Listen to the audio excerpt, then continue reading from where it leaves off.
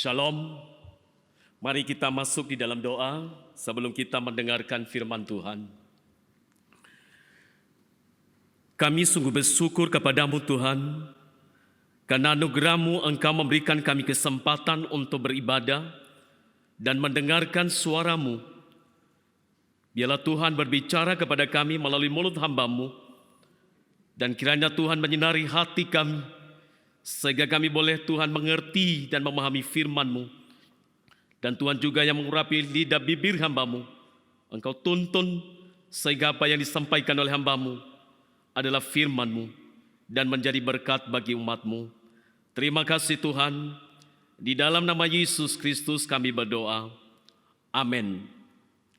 Bapak Ibu yang saya kasih dalam Tuhan Yesus Kristus, tema firman Tuhan hari ini adalah membentuk hati, mendidik akal budi. Mari saudara sekalian, kita bersama-sama membuka Alkitab kita dalam beberapa bagian Alkitab. Markus pasal 7 ayat 21 sampai ayat 22. Demikian bunyinya, sebab dari hati orang timbul segala pikiran jahat, percabulan, pencurian, pembunuhan, perzinahan, keserakahan, kejahatan, kelicikan, hawa nafsu, iri hati, hujat, kesombongan, kebebalan.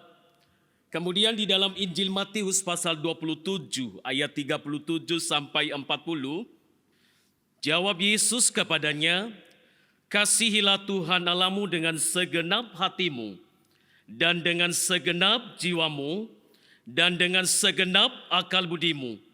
Itulah hukum yang terutama dan yang pertama. Dan hukum yang kedua yang sama dengan itu ialah, kasihilah sesamamu manusia seperti dirimu sendiri.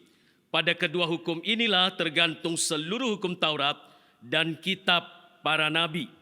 Yehezkiel pasal 36 ayat 26, demikian bunyinya, kamu akan kuberikan hati yang baru dan roh yang baru di dalam batinmu, dan aku akan menjauhkan dari tubuhmu hati yang keras, dan kuberikan kepadamu hati yang taat. Satu bagian lagi di dalam Daniel pasal 4 ayat 34. Tetapi setelah lewat waktu yang ditentukan, aku Nebukadnezar menengadah ke langit, dan akal budiku kembali lagi kepadaku.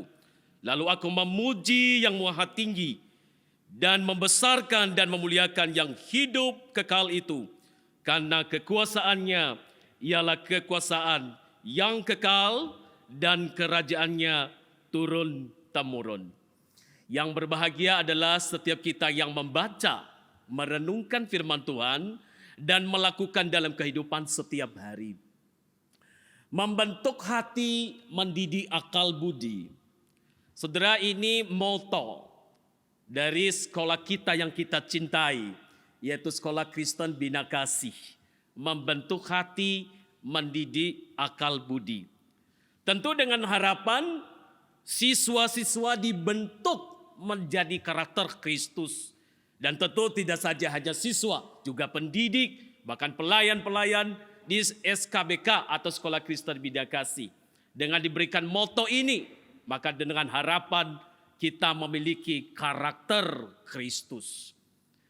Bapak Ibu, saudara-saudaraku yang saya kasih dalam Tuhan, tentu siswa-siswa tidak hanya dididik, ya, tidak hanya diberikan pelajaran-pelajaran, ya, ilmu pengetahuan, tidak hanya diajar matematika, tidak hanya diajar fisika dan ilmu pengetahuan lainnya, tetapi juga dididik bagaimana siswa itu dibentuk karakternya menjadi karakter Kristus. Saudara-saudara, apa artinya kalau seorang anak sekolah memiliki nilai 100, tetapi nilai karakternya buruk, nilai karakternya 0? Apa artinya memiliki prestasi di dalam pendidikan, tetapi saudara-saudara sekalian, akhlaknya, karakternya tidak baik, suka melawan orang tua, suka berbohong, kelakuan buruk, merokok, mabuk-mabukan, mencuri, pergaulan bebas, dan sebagainya. Mungkin di depan orang tua baik-baik, tetapi di luar sana, wow, sungguh memalukan. Bapak Ibu saudara-saudaraku yang saya kasih dalam Tuhan, membentuk hati, mendidik akal budi, itu dimulai dari rumah. Bukan dimulai di sekolah, bukan dimulai di gereja. Dimulai dari rumah. Otoritas mendidik anak, otoritas membentuk karakter, Tuhan berikan otoritas itu kepada orang tua. Tuhan berfirman, apa yang kuperintahkan kepadamu hari ini, engkau ajarkan berulang-ulang kepada anak-anakmu. Haruslah engkau mengajarkannya berulang-ulang. Baik itu pada waktu engkau duduk di rumahmu, apabila engkau sedang dalam perjalanan, apabila engkau berbaring, dan apabila engkau bangun. Itu tercatat di dalam Ulangan pasal 6 ayat 6 sampai 7. Dan juga melalui Rasul Paulus, Tuhan berfirman, dikatakan di dalam surat Efesus pasal 6 ayat yang keempat, dan kamu bapak-bapak, janganlah bangkitkan amarah di dalam hati anak-anakmu, tetapi didiklah mereka di dalam ajaran dan nasihat Tuhan. Jadi sekali lagi saudara sekalian, pendidikan karakter tidak dimulai di sekolah. Pendidikan karakter tidak dimulai di gereja. Tetapi pendidikan karakter itu dimulai dari rumah. Tuhan memberikan otoritas kepada orang tua.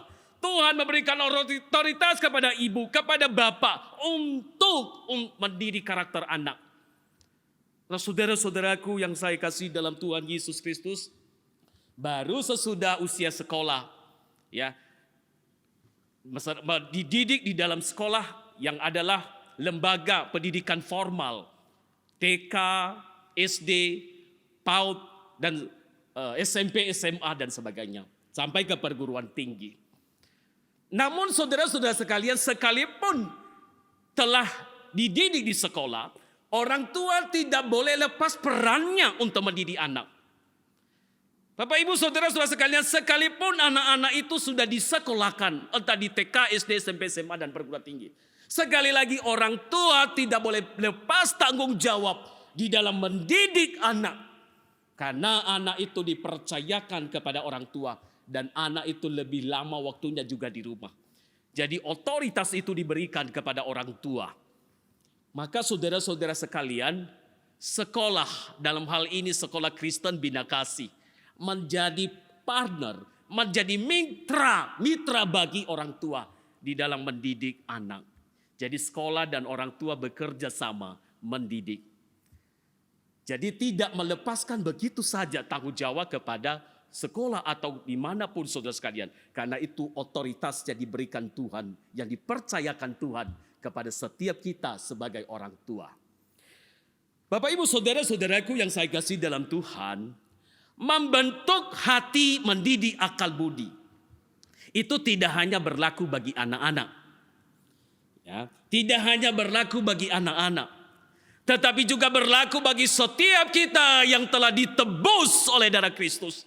Bagi setiap kita yang percaya kepada Kristus, perlu hati kita dibentuk, perlu akal budi kita dididik oleh Tuhan supaya menjadi serupa dengan Kristus. Bapak Ibu saudara-saudaraku yang saya kasih dalam Tuhan, banyak orang Kristen tidak memberikan hatinya untuk dibentuk oleh Tuhan. Banyak orang Kristen tidak menyerahkan akal budinya untuk dipimpin atau dididik oleh Tuhan. Sehingga banyak orang Kristen yang tidak bisa menjadi berkat bagi orang lain. Ya, banyak orang Kristen yang tidak bisa menjadi berkat di dalam rumah tangga. Ya, antara suami istri geger dan seterusnya sampai cerai dan sebagainya, tidak jadi berkat saudara-saudara sekalian. Karena tidak memberikan hati kepada Tuhan, tidak memberikan akal budi untuk dididik oleh Tuhan. Tapi kita sebagai jemaat Tuhan di tempat ini Mari kita menyerahkan hati kita kepada Tuhan. Mari kita menyerahkan akal budi kita dididik oleh Tuhan. Sehingga menjadi serupa dengan Kristus. Menjadi berkat di dalam rumah tangga kita. Menjadi berkat di dalam kita berusaha. Menjadi berkat di dalam gereja. Di masyarakat dan dimanapun kita berada. Kita bisa memancarkan Kristus itu kepada orang lain. Bapak ibu saudara-saudaraku yang saya kasih dalam Tuhan. Membentuk hati, mendidik akal budi. Itu tidak semudah membalikan tangan, saudara. Tetapi itu perlu proses. Ya, perlu proses. Jadi kita kalau didik anak, maunya kita langsung jadi begitu, saudara. Tidak. Tapi perlu proses, demi proses, saudara-saudara sekalian. Ada seorang penulis artikel berkata begini. Proses pembentukan untuk menjadi serupa seperti karakter Kristus memang tidak mudah dan tidak terjadi secara instan. Malah sebaliknya proses itu amat menyakitkan dan biasanya melibatkan krisis dalam kehidupan kita. Saat krisis itu terjadi, maka kita bisa memilih untuk menyerah atau menolak kepada kehendak Allah. Setiap kali kita memilih untuk menyerah, maka semakin kita dibentuk menjadi lebih serupa dengan karakter Kristus. Semakin tinggi tingkat penyerahan hidup kita, maka semakin banyak karakter Kristus yang kita pancarkan dalam kehidupan kita. Jadi saudara-saudara sekalian, di dalam proses itu, ya kadang Tuhan izinkan terjadi di dalam kehidupan kita. Dan dalam proses itu saudara-saudara sekalian, kita harus sabar menanggungnya. Kita harus sabar menjalaninya. Tapi banyak orang tidak suka proses. Ya, banyak orang tidak suka proses. Ingin cepat kaya, apa yang dilakukan? Korupsi, curang. Ya, ingin mendapat angka 100, ya, nilai 100, tapi nggak mau belajar. Ya, waktu ujian nyontek. Nah, saudara-saudara, karena apa? Nggak mau proses. Maunya hasilnya. Tapi saudara-saudara sekalian, Tuhan membantu kita melalui proses. Tuhan membantu kita melalui proses demi proses. Dan kita harus belajar menjalani proses itu, saudara-saudara sekalian. Bapak Ibu yang saya kasih dalam Tuhan Yesus Kristus, membentuk hati, mendidik akal budi. Saudara, di dalam firman Tuhan dikatakan, hati adalah pusat kehendak kita, perasaan kita. Di dalam Amsal pasal 4 ayat 23 dikatakan, jagalah hatimu dengan segala kewaspadaan, karena dari situlah terpancar kehidupan. Dari hati terpancar perilaku. Dari hati terpancar tindakan-tindakan kita. Kalau hati kita baik, maka perilaku jadi baik. Kalau hati kita jelek, maka terpancar yang jelek. Bahkan di dalam Amsal pasal 27 ayat 19 dikatakan, seperti air mencerminkan wajah, demikianlah hati manusia mencerminkan manusia itu. Nah, saudara-saudara sekalian, jadi setiap hari ya kita melihat cermin, kita lihat wajah kita. Oh, ada kotoran. Oh, ada yang perlu diperbaiki, dan saudara-saudara sekalian. Ya, karena apa? Ada cermin. Hati itu cermin, saudara. Ya, hati mencerminkan siapa kita. Hati mencerminkan karakter kita bagaimana. Nah, saudara, karena apa? Hati adalah pusat. Nah, saudara-saudaraku yang saya kasih dalam Tuhan, namun saudara, sejak Adam dan Hawa jatuh di dalam dosa, hati manusia tercemar oleh dosa. Akal budi manusia terpolusi oleh dosa. Hati dan akal budi manusia rusak. Nah, saudara-saudaraku yang saya kasih dalam Tuhan, sehingga tadi di dalam Injil Markus pasal 7 ayat 21 sampai 22, Tuhan Yesus menggambarkan di sana bagaimana hati manusia yang berdosa itu. Bagaimana hati yang sudah terpolusi dosa. Bagaimana akal budi yang sudah tercemar oleh dosa. Dikatakan di dalam firman Tuhan tadi dalam Injil Markus pasal 7 ayat 21 sampai 22. Sebab dari hati orang timbul segala pikiran jahat, percabulan, pencurian, pembunuhan, perzinahan, keserakahan, kejahatan, kelicikan, hawa nafsu, iri hati, hujat, kesombongan, kebebalan. Inilah kondisi hati manusia yang telah jatuh di dalam dosa. Inilah kondisi akal budi manusia yang sudah tercemar oleh dosa. Semua membuahkan kejahatan. Bahkan di dalam Kejadian pasal 6 di sana dikatakan, hati manusia cenderung membuahkan kejahatan. Hati manusia membuahkan segala kejahatan. Saudara-saudaraku yang saya kasih dalam Tuhan, ini kondisi manusia yang sudah rusak oleh dosa. Ini kondisi akal budi manusia yang sudah dirusak oleh dosa. Nah, saudara-saudaraku yang saya kasih dalam Tuhan, karena hati sudah tercemar, karena akal pikiran, akal budi sudah terpolusi oleh dosa, maka hati akal budi telah rusak. Bahkan dikatakan di dalam teologi reform, ya, rusak total.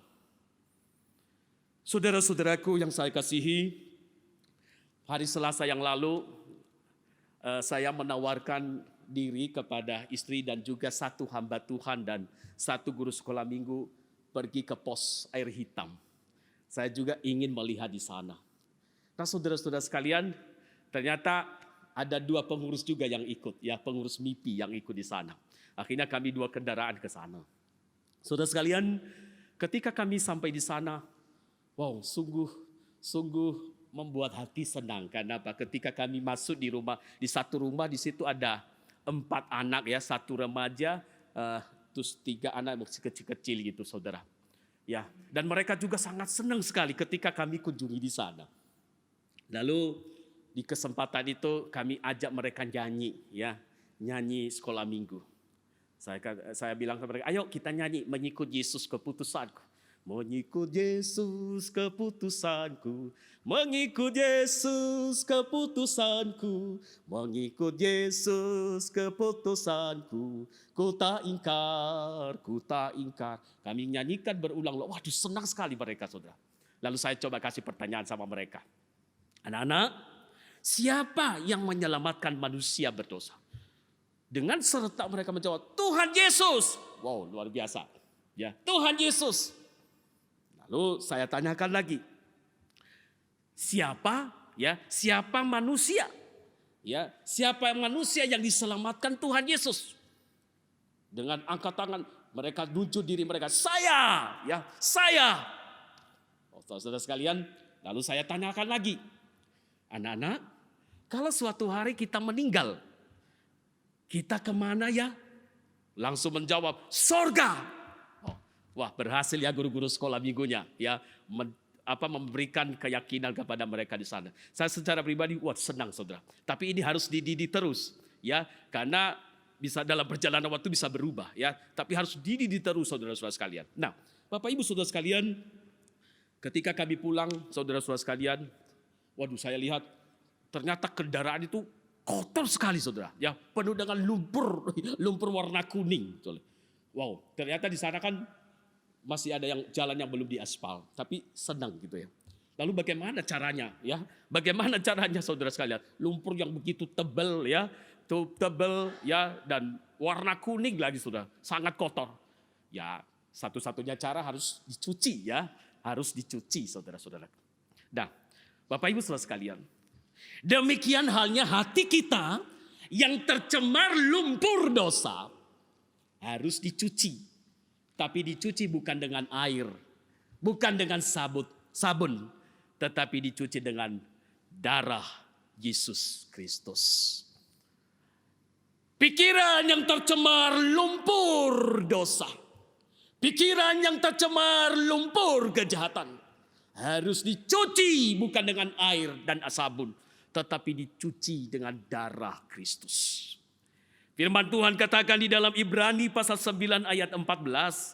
Betapa lebihnya darah Kristus yang oleh Roh yang kekal telah mempersembahkan dirinya sendiri kepada Allah sebagai persembahan yang tak bercacat, akan menyucikan hati nurani kita dari perbuatan-perbuatan yang sia-sia, supaya kita dapat beribadah kepada Allah yang hidup. Hanya oleh darah Kristus dosa kita dihapus. Hanya oleh darah Kristus dosa kita disucikan. Hanya oleh darah Kristus dosa kita, akal budi kita dibersihkan. Hanya oleh darah Kristus kita diampuni. Hanya oleh darah Kristus kita diselamatkan. Bapak, Ibu, Saudara, apakah engkau percaya? Apakah engkau betul-betul meyakini bahwa darah Yesus yang menyucikanku, yang menyucikan hati nuraniku, yang menyucikan pikiranku, akal budiku? Apakah engkau percaya? Dan kepercayaan itu apa engkau sungguh-sungguh, ya, seperti anak-anak ini tadi, dengan begitu semangat mengakui Yesus adalah Tuhan dan Juru Selamat. Saudara-saudaraku yang saya kasih dalam Tuhan, ada banyak orang Kristen mengaku percaya, tetapi hati tidak percaya. Ya, ada banyak orang mengaku percaya, tetapi perilaku sungguh tidak mencerminkan kekristenan. Tetapi sebagai orang Kristen, sebagai orang yang mengaku percaya kepada Tuhan, biarlah hati kita percaya, mulut kita mengaku bahwa Yesus adalah Tuhan dan Juru Selamat. Kiranya hati kita benar-benar diperbaharui oleh Tuhan, dan benar-benar hati kita berikan kepada Tuhan. Sebagai orang percaya, hendaklah kita menyerahkan hati kita untuk dibentuk oleh Tuhan, untuk dididik oleh Tuhan. Nah, saudara-saudaraku yang saya kasihi, membentuk hati, mendidik akal budi, menghasilkan 3M, bukan 3 miliar, ya, 3M. 3M. M yang pertama adalah mengasihi Tuhan. Ya, sekali lagi, M yang pertama adalah mengasihi Tuhan. Tuhan Yesus berkata di dalam Injil Matius tadi, kasihilah Tuhan Allahmu dengan segenap hatimu, dan dengan segenap jiwamu, dan dengan segenap akal budimu. Kasih kepada Tuhan adalah kasih yang terutama, kasih yang utama. Nah, saudara-saudara sekalian, dan dikatakan segenap hati, segenap jiwa, segenap akal budi. Pertanyaannya, saudara sekalian, bagaimana saya bisa mengasihi Allah? Saya tidak tahu Allah, bagaimana wujudnya Allah. Ya, saya pernah ditanya anak sekolah, Pak, saya tidak percaya kepada Allah. Loh, kenapa? Saya tidak tahu Allah. Mana Allah? Nah, saudara-saudara sekalian, saya katakan kepada dia, coba lihat daun-daun pohon itu kenapa bergerak? Dia bilang, ya karena angin.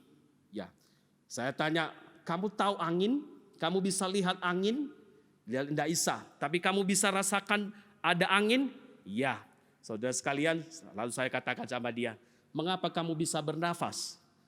Ya, kamu bisa bernafas karena Tuhan. Kamu tidak tahu Tuhan, kamu tidak melihat Tuhan karena Tuhan itu roh.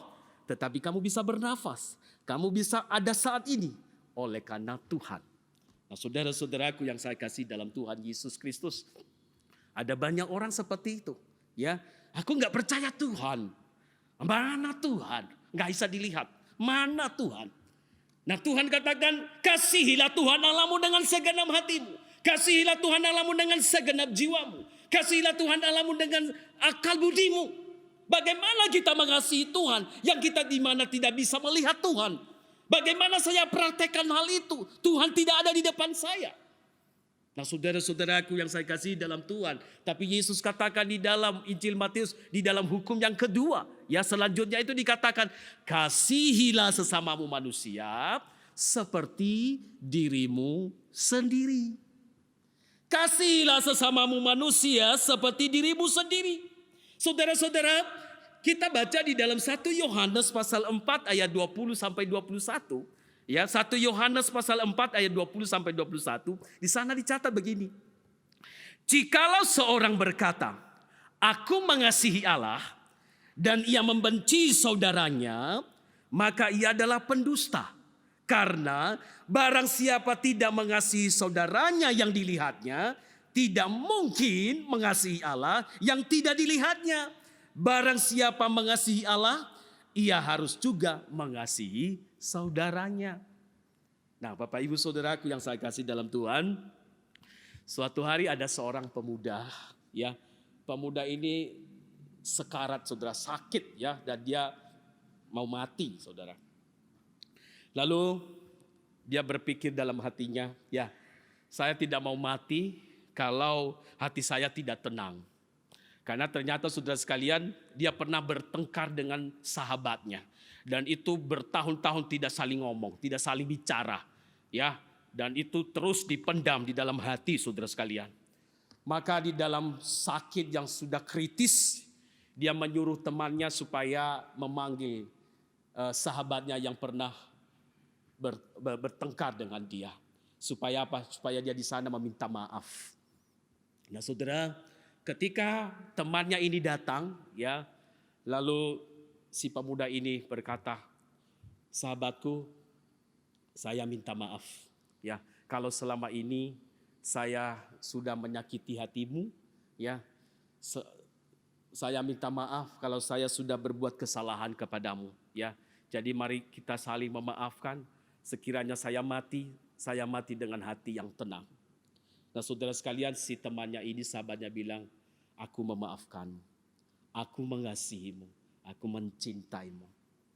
Nah, Bapak Ibu Saudara sekalian, ketika si temannya ini, ya, pamit untuk keluar, ya, pulang, belum keluar dari ruangan, saudara, si pemuda yang sakit ini berkata begini, dia berteriak begini, "Hei, tapi kalau aku sudah sembuh, kita tidak baikan lagi loh ya. Ya, kalau saya sudah sembuh, tidak baikan lagi." Jadi saudara-saudara sekalian, ini kasihnya bagaimana? Ini kasih yang pura-pura. Ya, kasih yang setengah hati, dan itu sama aja tidak mengasihi. Sudah mau mati saudara sekalian, tapi masih dendam. Ya, sudah mau mati, tapi masih yang memegang, ya, kebencian. Nah, saudara-saudaraku yang saya kasih dalam Tuhan, ini kasih yang setengah-setengah. Ini kasih yang pura-pura.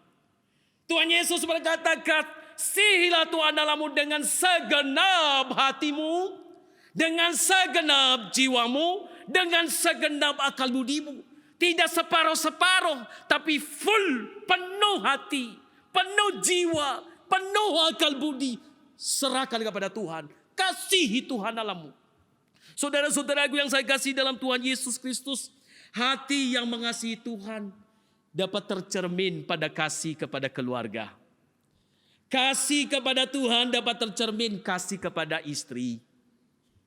Kasih kepada Tuhan dapat tercermin kepada suami. Kasih kepada Tuhan dapat tercermin kepada anak. Kasih kepada Tuhan dapat tercermin kepada orang tua, kepada mertua, kepada sesama. Setiap kita yang mendengarkan firman Tuhan ini, betulkah kita mengasihi Tuhan dengan segenap hati, jiwa, dan akal budi?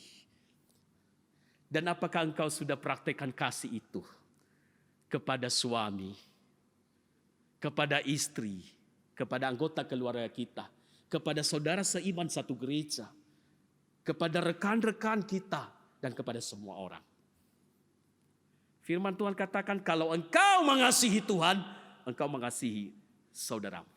Tapi kalau engkau benci saudaramu, sesungguhnya engkau tidak mengasihi Tuhan. Saudara-saudaraku yang saya kasihi, mari kita mengoreksi diri kita masing-masing. Apakah masih ada dendam di dalam diri kita? Apakah ada kebencian di dalam diri kita yang tersimpan, sehingga kita tidak mudah memaafkan seperti si pemuda ini tadi? Mari kita koreksi diri masing-masing. Kalau kita mengaku orang Kristen, kita mengaku orang yang percaya kepada Tuhan, maka biarlah hati kita dibentuk, hati kita dididik, yaitu hati yang mengasihi Tuhan. Bukan separuh-separuh, bukan pura-pura, tapi sepenuh hati, sepenuh jiwa, sepenuh akal budi. Praktekkan hal itu di dalam keluarga. Praktekkan hal itu kepada saudara-saudara seiman. Itu M yang pertama. M yang kedua, hati yang dibentuk oleh Tuhan, akal budi yang dididik oleh Tuhan, menghasilkan M kedua, yaitu mentaati kehendak Tuhan. Mentaati kehendak Tuhan.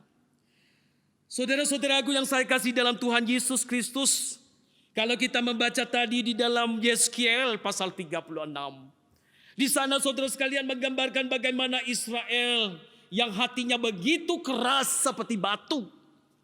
Hatinya tidak taat, tidak hormat kepada Tuhan. Bahkan mereka meninggalkan Tuhan. Mereka menyembah kepada Allah-Allah asing. Mereka menyembah kepada berhala-berhala.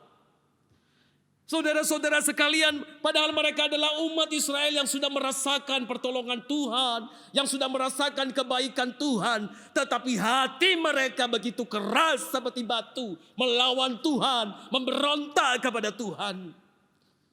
Oleh karena itu saudara-saudaraku yang saya kasih dalam Tuhan, Tuhan memberikan pelajaran kepada mereka. Tuhan menghukumi Israel dan Tuhan membuang mereka sebagai tawanan di negeri Babel. Nah saudara-saudara sekalian, tetapi setelah genap waktunya, Tuhan berfirman melalui Nabi Yeskiel mengenai pembaruan Israel. Di dalam Yeskiel pasal 36 ayat 26 dikatakan tadi, kamu akan kuberikan hati yang baru dan roh yang baru di dalam batinmu, dan aku akan menjauhkan dari tubuhmu hati yang keras dan kuberikan kepadamu hati yang taat. Saudara-saudaraku sekalian, Tuhan membentuk hati Israel. Tuhan membentuk akal budi Israel, mengubahkan hati mereka menjadi hati yang taat. Walaupun tadi sekeras batu, Tuhan lembutkan, Tuhan hancurkan kesombongan mereka, sehingga mereka mentaati kehendak Tuhan. Saudara-saudaraku yang saya kasihi, kadang-kadang Tuhan mengizinkan sesuatu yang buruk terjadi dalam kehidupan kita. Kadang-kadang Tuhan mengizinkan pengalaman-pengalaman buruk terjadi dalam kehidupan kita untuk memproses, untuk membentuk hati kita, pikiran kita yang jauh dari Tuhan. Saudara-saudara sekalian, tetapi bagaimana respon kita? Pada suatu masa hampir 1 abad yang lalu, Adelaide Pollard, saudara-saudara sekalian, rindu sekali untuk memberitakan Injil di Afrika. Tetapi saudara-saudara sekalian, ternyata rencana atau niat itu tidak terwujud. Kemudian di dalam kekecewaannya, di dalam sakit hatinya, lalu dia mengikuti sebuah persekutuan doa. Dan di situ ada seorang ibu tua yang berdoa. Dan doanya ibu tua ini tidak seperti doa orang-orang Kristen lainnya yang hanya menginginkan berkat. Tapi doanya begini. Tidaklah menjadi soal apa saja yang Tuhan berikan dalam kehidupan kita. Hanya saja semoga kehendak Tuhan jadilah. Saudara-saudara, doa si wanita tua ini saudara sekalian itu terkesan bagi si Pollard, saudara. Ya, itu menjadi terkesan bagi dia. Lalu dia merenungkan terus, saudara sekalian. Ya, merenungkan terus, tidak menjadi soal apa saja yang Tuhan berikan dalam kehidupan kita. Hanya saja semoga kehendak Tuhan jadilah. Saudara sekalian, sepulang dari rumah, lalu dia ke rumah, dia baca Alkitab. Dia merenungkan satu bagian firman Tuhan di dalam Yeremia pasal 18 ayat 3 sampai 4 mengenai tanah liat yang dibentuk oleh penjunannya. Maka dia merenungkan, saudara. Dia merenungkan firman Tuhan itu. Maka dia ambil satu kesimpulan bahwa rupanya kalau aku mengeraskan hati, mengikuti kemauanku, mungkin saya rusak. Mungkin hidupku rusak. Dan hidupku yang rusak itu dibentuk oleh Tuhan seperti tanah liat di tangan sang penjunannya. Maka saudara sekalian, terciptalah sebuah lagu. Kehendak Tuhan jadilah. Kehendak Tuhan jadikanlah ku tanah liat kau penjunan.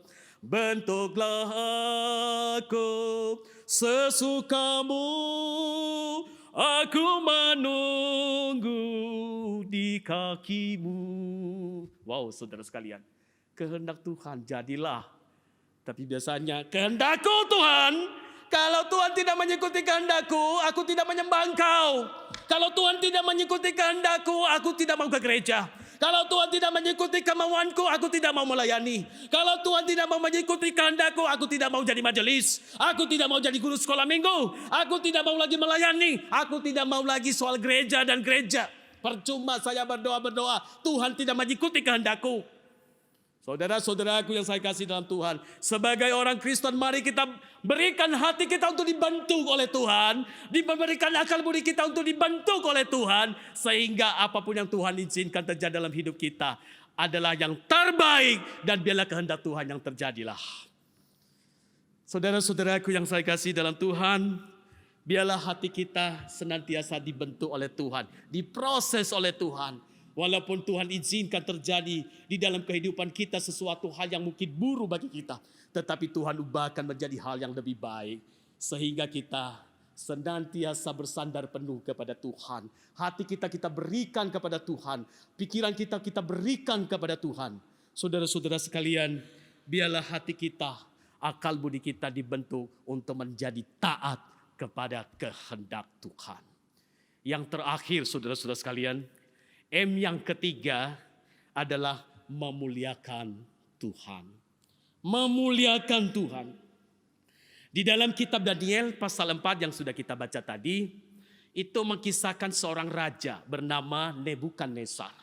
Saudara-saudara sekalian, di dalam kebesarannya, ya, dia begitu sombong, saudara-saudara, dan selalu mengabaikan perintah Tuhan. Selalu mengabaikan peringatan-peringatan Tuhan. Walaupun Tuhan sudah ingatkan melalui mimpi, tetapi Nebukadnezar menjadi sombong.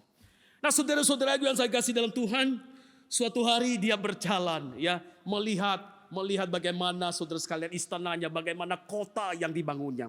Dia berkata begini, bukankah itu Babel yang besar itu, yang dengan kekuatan kekuasaanku dan untuk kemuliaan kebesaranku telah kubangun menjadi kota kerajaan. Perhatikan saudara, orang yang sombong itu ku. Bukan Tuhan. Tidak. Kebesaranku, yang aku bangun, kekuasaanku, dan sebagainya. Saudara-saudara yang saya kasih dalam Tuhan, belum habis Nebukadnezar berbicara. Tuhan hukum Nebukadnezar sebagaimana yang sudah diingatkan dalam mimpinya. Bahwa Nebukadnezar, ya, dihalau dari tengah manusia, tinggal bersama-sama dengan binatang. Di dalam firman Tuhan dikatakan, saudara sekalian, hati Nebukadnezar diubahkan oleh Tuhan menjadi hati binatang.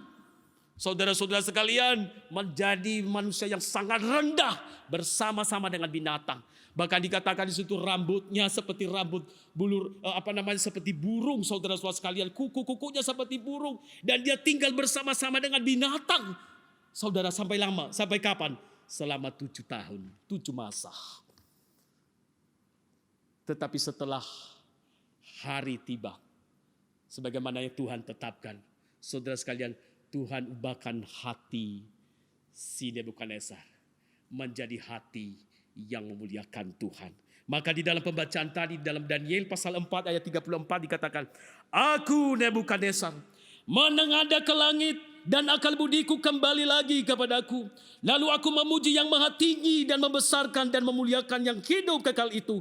Karena kekuasaannya ialah kekuasaan yang kekal dan kerajaannya turun-temurun. Tuhan mengubahkan hati Nebukadnezar. Tuhan mengubahkan akal budi Nebukadnezar, saudara-saudara sekalian. Sehingga menjadi akal budi yang memuliakan Allah. Kalau tadi aku, sekarang dia mengakui kebesaran Tuhan. Dia mengakui kemahakuasaan Tuhan. Dia mengakui Allah yang maha tinggi. Bukan lagi aku dan aku. Saudara-saudaraku yang saya kasih dalam Tuhan Yesus Kristus, bagaimanakah dengan kehidupan kita? Seringkali kalau di dalam keberhasilan kadang-kadang kita lupakan Tuhan.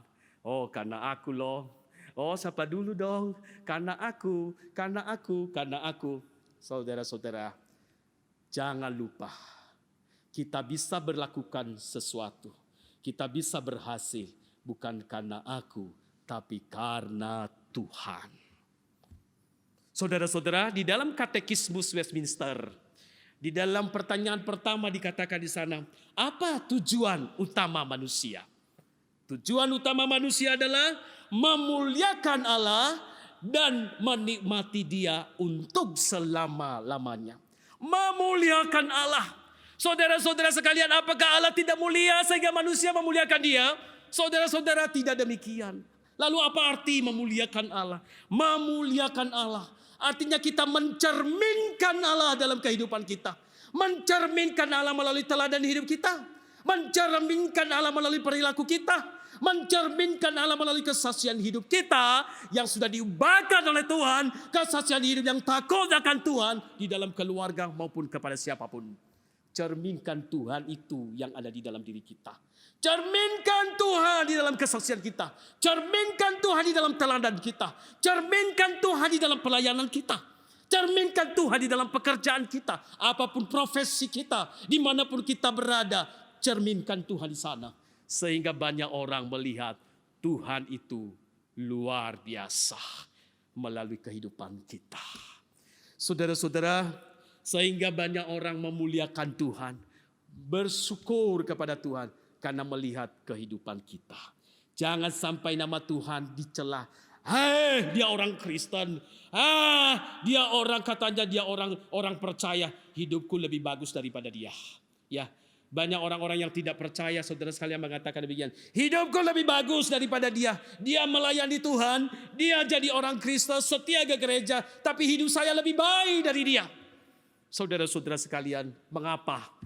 Karena tidak mencerminkan Tuhan di dalam kehidupan kita. Oleh karena itu, saudara sekalian, biarlah kita sebagai jemaat Tuhan, jemaat GKPC, mari kita memberikan hati kita untuk dibentuk dan akal budi kita dididik oleh Tuhan, sehingga Tuhan, ya, dengan pembentukan Tuhan, dengan pendidikan Tuhan, menghasilkan 3M tadi, yaitu mengasihi Tuhan, mentaati kehendak Tuhan, dan memuliakan Tuhan. Kiranya Tuhan memberkati kita. Mari kita berdoa. Mari saudara sekalian, kita ambil waktu sejenak merenungkan bagaimana kehidupan kita di hadapan Tuhan. Apakah kita sudah mencerminkan Tuhan dalam kehidupan kita setiap hari? Sudahkah kita mengasihi Tuhan melalui sesama kita? Sudahkah kita memuliakan Tuhan melalui perilaku kita, melalui pekerjaan kita? Sudahkah kita mentaati kehendak Tuhan? Mari kita tundukkan kepala. Mari kita koreksi diri kita masing-masing. Kehendak Tuhan jadikanlah ku tanah liat, kau penjunan. Bentuklah aku sesukamu, aku menunggu di kakimu. Tundukkan hati saudara-saudara sekalian.